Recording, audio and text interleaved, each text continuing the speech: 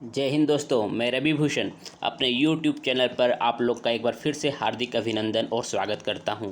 पिछले क्लास में हम लोगों ने स्वतंत्रता आंदोलन से संबंधित आंदोलन और महत्वपूर्ण वर्ष देख रहे थे और उससे संबंधित जितने भी तथ्य थे उसके बारे में जानकारी ले रहे थे।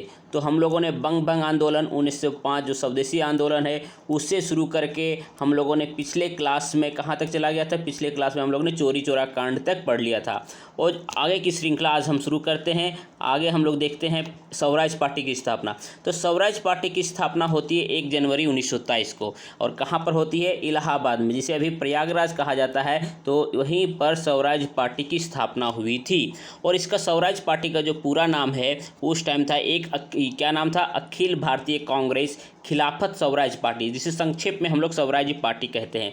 जो इसके अध्यक्ष थे, स्वराज पार्टी के जो अध्यक्ष थे वो कौन थे? अध्यक्ष थे CR दास, इसके अध्यक्ष थे। CR दास इसके अध्यक्ष चुने गए थे और इनके जो सचिव थे तो पंडित मोतीलाल नेहरू जी इनके सचिव थे। स्वराज पार्टी के सचिव कौन हो जाएंगे? पंडित मोतीलाल नेहरू। मोतीलाल नेहरू जी इनके सचिव हो गए और अध्यक्ष हो जाएंगे CR दास। नेक्स्ट हम लोग देखते हैं हिंदुस्तान रिपब्लिक एसोसिएशन।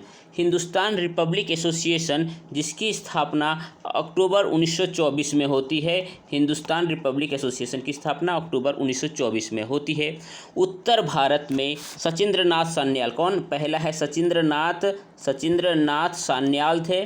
दूसरे थे कौन? दूसरे हो गए जोगेश चटर्जी और तीसरे थे आपके एक और राम प्रसाद बिस्मिल। इन तीनों ने मिलकर के अक्टूबर 1924 में एक कानपुर में एक क्रांतिकारी संस्था जिसे हिंदुस्तान रिपब्लिक एसोसिएशन कहा जाता है उसकी स्थापना की थी। कौन कौन तीन थे? सचिंद्रनाथ सान्याल, जोगेश चटर्जी और राम प्रसाद बिस्मिल, ये 3 व्यक्ति थे। नेक्स्ट देखते हैं साइमन कमीशन की नियुक्ति। साइमन कमीशन की जो नियुक्ति होती है 8 नवंबर 1927 को साइमन कमीशन की नियुक्ति होती है। साइमन कमीशन 1919 का जो भारत सरकार अधिनियम था उसमें एक बात कही गई थी कि जब 1919 के भारत सरकार अधिनियम में यह व्यवस्था थी कि 10 वर्ष के पश्चात आफ्टर 10 ईयर्स क्या किया जाएगा? इस अधिनियम के अंतर्गत जो लागू व्यवस्था थी एक आयोग का गठन किया जाएगा जो उसका निरीक्षण करेगी।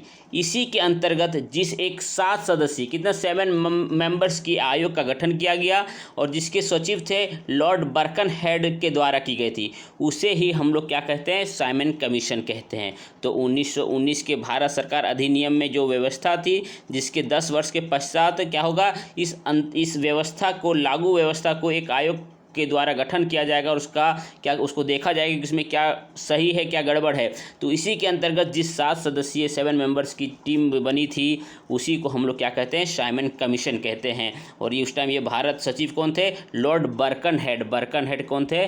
बर्कनहेड थे आपके भारत सचिव। ठीक है। नेक्स्ट हम लोग देखते हैं आपका नेक्स्ट है साइमन कमीशन की तो नियुक्ति हो गई 8 नवंबर 1927 को, लेकिन साइमन कमीशन का भारत में आगमन कब होता है? तो साइमन कमीशन का भारत में आगमन 3 फरवरी 1928 को साइमन कमीशन का भारत में आगमन होता है।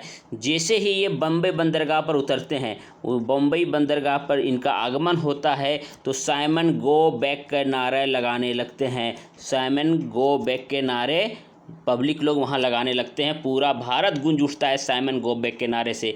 लाहौर में एक विरोध प्रदर्शन के दौरान, इसी समय साइमन कमीशन का जब विरोध हो रहा था तो लाहौर में एक विरोध प्रदर्शन के दौरान उसी में एक प्रदर्शन के दौरान लाठीचार्ज हो गया था और पंजाब केसरी के उपनाम से प्रसिद्ध लाला लाजपत राय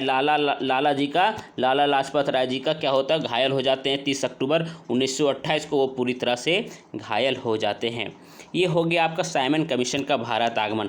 नेक्स्ट है आपका नेहरू रिपोर्ट।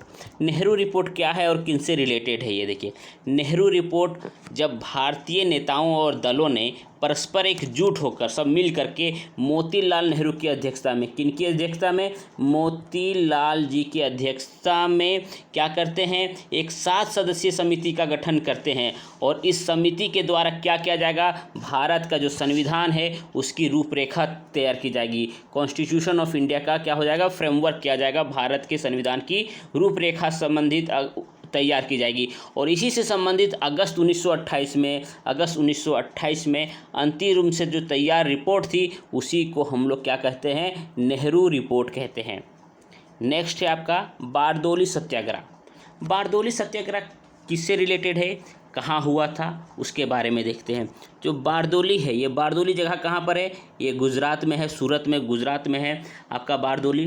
तो जिस समय भारत में साइमन कमीशन का विरोध चल रहा था, उसी समय बारदोली में 1928 ईस्वी में किसानों ने लगान विरोधी जो टैक्स जो बढ़ गया था, टैक्स के इंक्रीज़ होने के कारण वो लोग है सो विरोध कर रहे थे और ये आंदोलन चल रहा था। तो गांधी जी की इजाज़त से सरदार वल्लभ भाई पटेल ने इस आंदोलन का नेतृत्व किया। तो बारदोली सत्याग्रह का नेतृत्व किसके द्वारा किया गया, सरदार वल्लभ भाई पटेल जी के द्वारा, सरदार वल्लभ भाई पटेल जी के द्वारा किया गया। किनके कहने पर, किनकी इजाज़त लेकर के, तो गांधी जी की इजाज़त लेकर के सरदार वल्लभ भाई पटेल ने इस आंदोलन का नेतृत्व किया।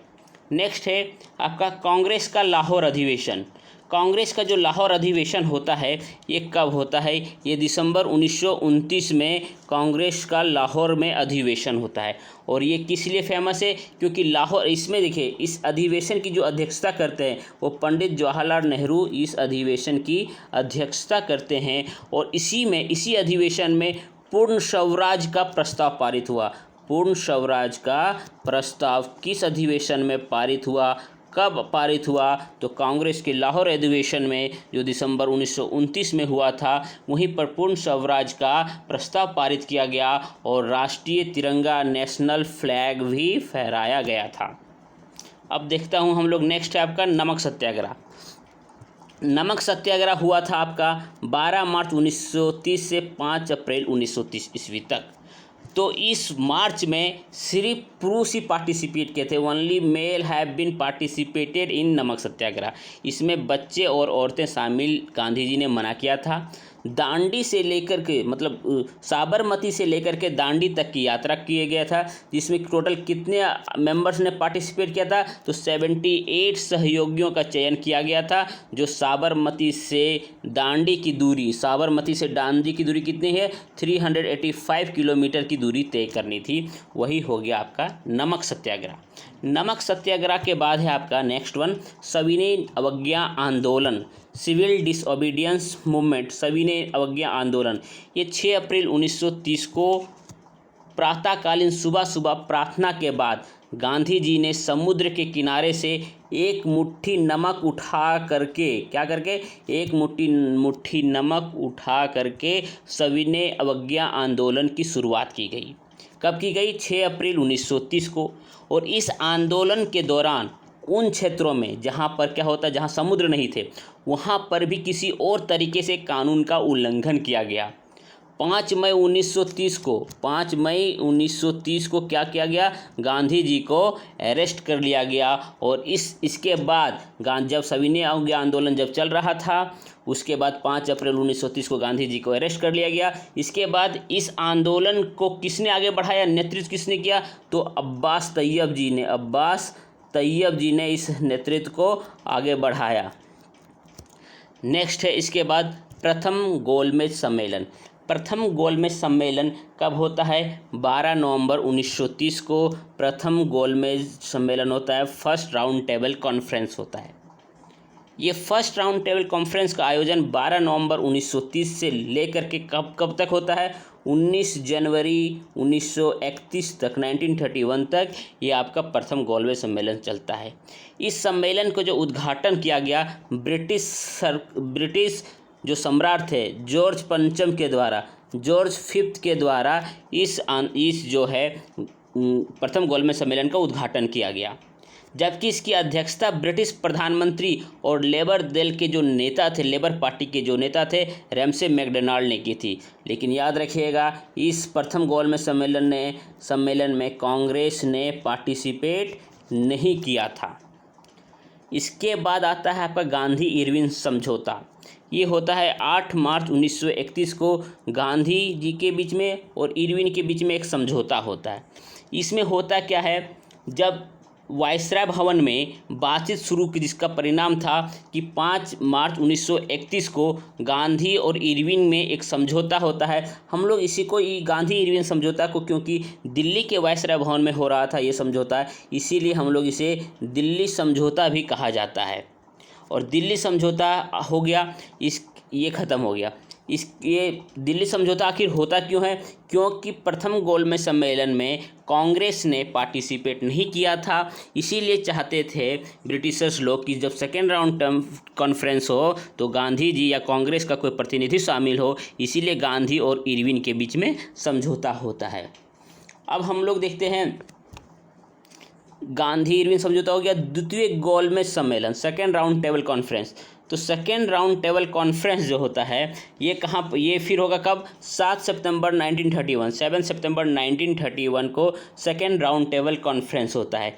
इस सम्मेलन में भाग लेने के लिए कांग्रेस की तरफ से कौन जाते हैं? इस सम्मेलन में भाग लेने के लिए कांग्रेस से एकमात्र प्रतिनिधि, सिंगल प्रतिनिधि कौन रहते हैं? गांधी जी रहते हैं। और गांधी जी बम्बई बंदरगाह से एस राजपूताना नामक जहाज़ से जाते हैं। कहाँ पर? इंग्लैंड जाते हैं सेकेंड राउंड टेबल कॉन्फ्रेंस में पार्टिसिपेट करने के लिए, लेकिन किसी के साथ समझौता नहीं हो पाता है और द्वितीय गोलमेज सम्मेलन का कोई परिणाम नहीं निकल पाता है। इसके बाद आता है आपका कम्युनल अवार्ड या सांप्रदायिक पंचांग। ये कम्युनल अवार्ड जो था या सांप्रदायिक पंचांग, ये हुआ आपका, इसके कम्युनल अवार्ड हुआ था, दिया गया था उसके द्वारा, ठीक है। ये कम्युनल अवार्ड या सांप्रदायिक पंचांग किस कब हुआ था? 16 अगस्त 1932 को कम्युनल अवार्ड या सांप्रदायिक पंचांग किया गया था। जिसमें से क्या हुआ था, इसमें जो अल्पसंख्यक थे उसे अलग प्रतिनिधित्व के रूप में, जिस प्रकार सिखों को और मुस्लिमों को दिया गया था, उसी प्रकार इलेक्शन में से भी दिया जाना था। इसके बाद गांधी जी और अंबेडकर के बीच में एक पूना पैक्ट होता है। ये पूना पैक्ट कब होता है? सितंबर 1932 में। इसमें क्या होता है? 25 सितंबर, डेट याद रखिएगा, 25 सितंबर 1932 को गांधी और अंबेडकर के बीच में एक समझौता होता है, जिसे पूना पैक्ट के नाम से जाना जाता है, क्योंकि ये पूना के यरवदा जेल में ही होता है। इसके द्वारा जो भीमराव अंबेडकर थे, भीमराव अंबेडकर ने दलितों के जो पृथक निर्वाचन मंडल, जो कम्युनल अवार्ड के द्वारा दिया गया था दलितों को, पृथक निर्वाचन मंडल की व्यवस्था को अस्वीकार कर दिया गया और इसके बदले में दलितों के लिए स्थानों के आरक्षण की बात को स्वीकार कर ली गई। ये हो गया आपका पूना पैक्ट। तो पूना पैक्ट किसके किनके बीच में होता है? गांधी जी में और अंबेडकर जी के बीच में, दोनों के बीच में होता है। नेक्स्ट देखिए, तृतीय गोलमेज सम्मेलन, third round table conference. Third round table conference जो होती है ये आपको 17 नवंबर 1932 को होता है। एक बार फिर से कांग्रेस ने इसमें पार्टिसिपेट नहीं किया। कांग्रेस ने इसमें थर्ड राउंड टेबल कॉन्फ्रेंस में पार्टिसिपेट नहीं किया, भाग नहीं लिया। और मोहम्मद अली जिन्ना को, जो मुस्लिम लीग के थे, मोहम्मद अली जिन्ना को इस थर्ड राउंड कॉन्फ्रेंस में बुलाया नहीं गया था, इन्हें बुलाया नहीं गया था। और तीनों गोलमेज सम्मेलन में भाग लेने वाले दो व्यक्ति हैं, एक हैं डॉक्टर भीमराव अंबेडकर थे और दूसरा थे तेज बहादुर सप्रू। ये दोनों हैं सो तीनों गोलमेज सम्मेलन में पार्टिसिपेट किए थे। नेक्स्ट है आपका पाकिस्तान की मांग। पाकिस्तान की मांग जो होती है 24 मार्च 1940 को। इसमें क्या होता है, 23 मार्च 1940 को, एक दिन पहले, मुस्लिम लीग के लाहौर में अधिवेशन होता है। मुस्लिम लीग का क्या होता है? लाहौर में अधिवेशन होता है। और लाहौर में अधिवेशन के बाद इसी अधिवेशन में जिन्ना के नेतृत्व में द्विराष्ट्र के सिद्धांत का प्रस्ताव पारित हुआ था। टू नेशन थ्योरी का एक प्रस्ताव है सो पारित होता है।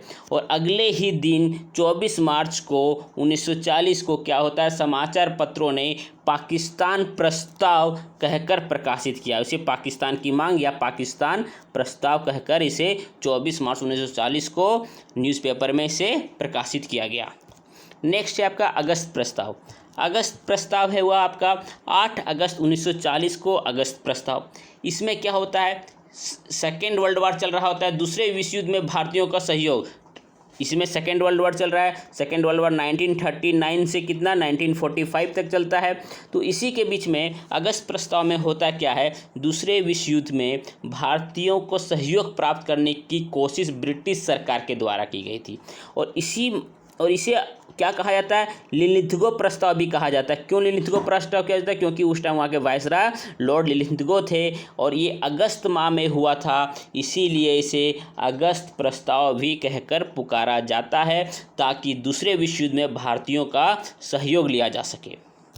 नेक्स्ट है आपका क्रिप्स मिशन का प्रस्ताव। क्रिप्स मिशन का जो प्रस्ताव है मार्च 1942 में हुआ था। इसमें क्या हुआ था, सेकेंड वर्ल्ड वार में भारतीयों का सहयोग प्राप्त करने के लिए क्रिप्स मिशन को भारत भेजा गया था। एक मिशन था, क्रिप्स मिशन को भारत भेजा गया था। किस लिए भेजा गया था, ताकि सेकेंड वर्ल्ड वार में भारतीयों का सहयोग लिया जा सके। और यह मिशन 23 मार्च 1942 को दिल्ली में पहुंचा। कब पहुंचा, 23 मार्च 1942 को क्रिप्स मिशन दिल्ली में पहुंचा। और इस मिशन के प्रस्ताव को क्या किया, कांग्रेस ने विरोध किया और मुस्लिम लीग ने भी इस मिशन के प्रस्ताव को अस्वीकार कर दिया। तो कुल मिलाकर क्रिप्स मिशन है सो सफल नहीं रहा। नेक्स्ट आते हैं भारत छोड़ो प्रस्ताव, quit India movement. Quit India movement Bharat छोड़ो प्रस्ताव 8 अगस्त 1942 को हुआ था। ब्रिटिश सरकार के खिलाफ भारतीयों के द्वारा किया जाने वाला यह अंतिम परंतु सर्वाधिक सशक्त आंदोलन था।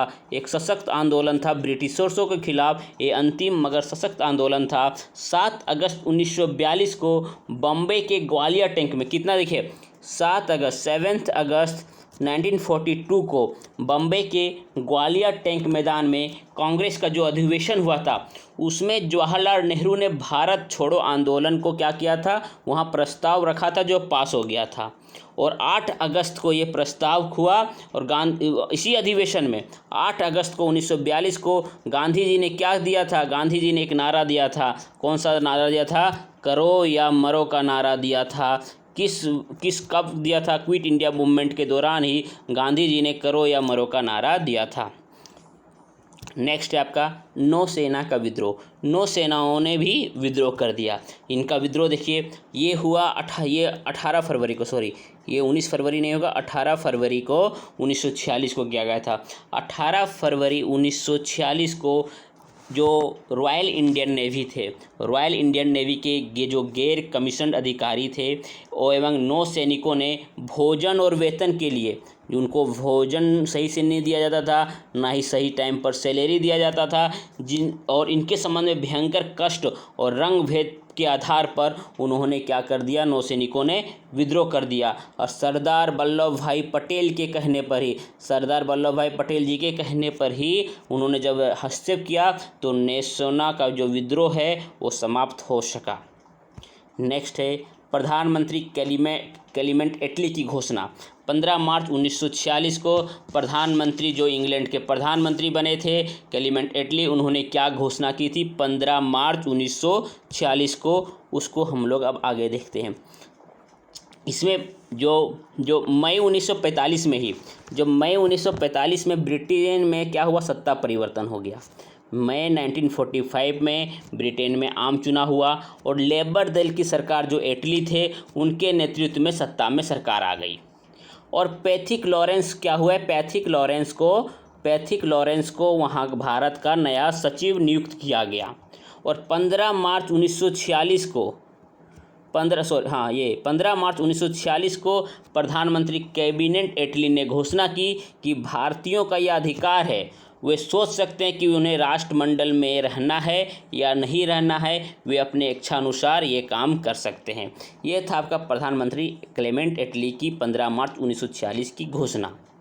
नेक्स्ट है आपका कैबिनेट मिशन का आगमन। भारत में कैबिनेट मिशन आता है, किस लिए आता है उसके बारे में देखिए। कैबिनेट मिशन में कितने सदस्य होते हैं, कैबिनेट मिशन में 3 सदस्य होते हैं, 3 मेंबर्स होते हैं कैबिनेट मिशन में। कौन होते हैं, सर स्टैफर्ड क्रिप्स होते हैं, सर स्टैफर्ड क्रिप्स। दूसरे पैथिक लॉरेंस जो भारत सचिव थे, पैथिक लॉरेंस। और तीसरे थे कौन, तीसरे थे ए.वी. अलेक्जेंडर। ये 3 व्यक्ति कैबिनेट मिशन में आए थे।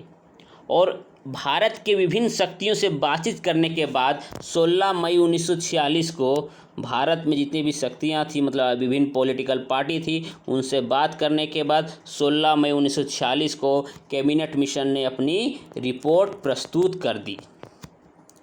अंतरिम सरकार इंटरिम गवर्नमेंट की स्थापना होती है। कब होती है? 2 दिसंबर 1946 को अंतरिम सरकार की स्थापना होती है। अंतरिम सरकार की स्थापना 2 सितंबर 1946 को। इसमें होता क्या है? 24 अगस्त 1946 को गठन होता है। अंतरिम सरकार का गठन होता है 24 अगस्त को होता है। 24 अगस्त 1946 को गठन होता है अंतरिम सरकार का। 2 सितंबर 1946 को क्या होता है? इसका कार्य प्रारंभ हो जाता है। 2 सितंबर 1946 को कार्य प्रारंभ हो जाता है और इसमें फिर क्या होता है? मुस्लिम लीग भी मिल जाती है। मुस्लिम लीग मिल जाने के बाद विभिन्न पद पर महत्वपूर्ण व्यक्ति को दे दिया जाता है। तो ये है इंटरिम गवर्नमेंट। अब आता है माउंटबेटन प्लान। इसके बाद हम लोग देश स्वतंत्रता मिल जाएगा 15 अगस्त 1947 को। लेकिन उसके एक पहले है माउंटबेटन योजना, या इसे माउंटबेटन प्लान भी कहा जाता है। इसको माउंटबेटन योजना भी कहा जाता है। इसे 3 जून योजना भी कहा जाता है। ये माउंटबेटन प्लान लॉर्ड माउंटबेटन ने 3 जून 1947 को भारत की जो परिस्थिति था उसका मूल्यांकन कर जिस योजना को प्रस्तुत किया गया था, उन्होंने भारत की परिस्थिति को देखा और एक योजना को प्रस्तुत किया। उसे ही माउंटबेटन योजना या मनबाटन योजना या 3 जून योजना भी कहा जाता है। और उन्होंने इसमें भारत के विभाजन को क्या बताया? भारत के विभाजन को अनिवार्य बता दिया। ये हो गया आपका माउंटबेटन योजना। और last but not the least हम लोग भारत की आज़ादी तक पहुंच गए। और इसमें क्या हुआ? भारत की आज़ादी मिल जाती है 15 अगस्त 1947 को। माउंटबेटन ने घोषणा कर दिया कि हम 15 अगस्त 1947 को भारत छोड़कर चले जाएंगे और 15 अगस्त 1947 को हमारा प्रिय भारत, हमारा प्यारा भारत क्या होता है? आज़ाद हो जाता है। और संसद भवन में पंडित जवाहरलाल नेहरू, संसद भवन में पंडित जवाहरलाल नेहरू ने उसी टाइम एक भाषण दिया था और नियति से मिलन का, ट्रिस्ट विथ डिस्टिनी, नियति से मिलन का एक बहुत ही फेमस भाषण दिया था और अपने मंत्रिमंडल की उन्होंने घोषणा कर दी थी। इस प्रकार हम लोगों ने पूरा ये सीरीज़ देख लिया कि हम लोगों ने स्टार्ट किया था स्वतंत्रता आंदोलन से संबंधित जितने भी आंदोलन हुए और जो महत्वपूर्ण वर्ष थे और उसके जो इतने महत्वपूर्ण बिंदु थे उनके बारे में चर्चा कर ली। इसको 1 बार 2 बार 3 बार लगातार देखिए। आप अपने दोस्तों से लाइक और सब्सक्राइब करने बोलिए। और तब तक के लिए बाय।